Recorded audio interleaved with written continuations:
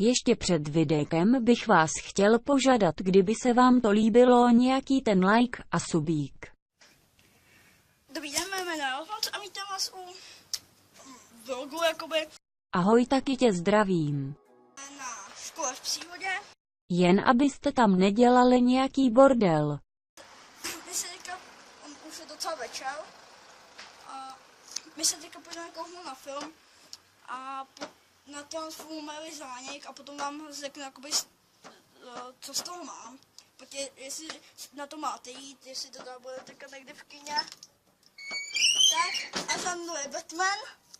Jo, čau.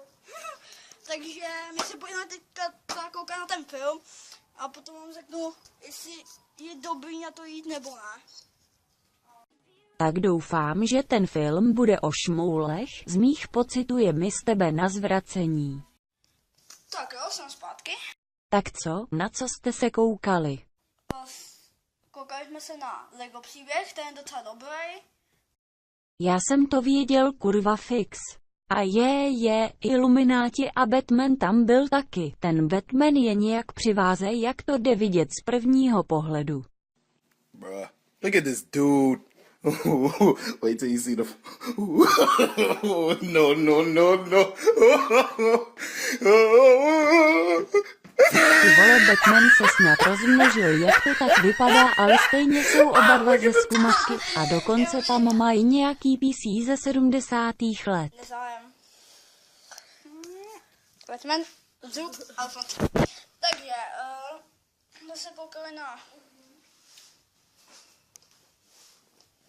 Kamo, ukážu FNAFko, jo? Já ukážu FNAFko, čekajte.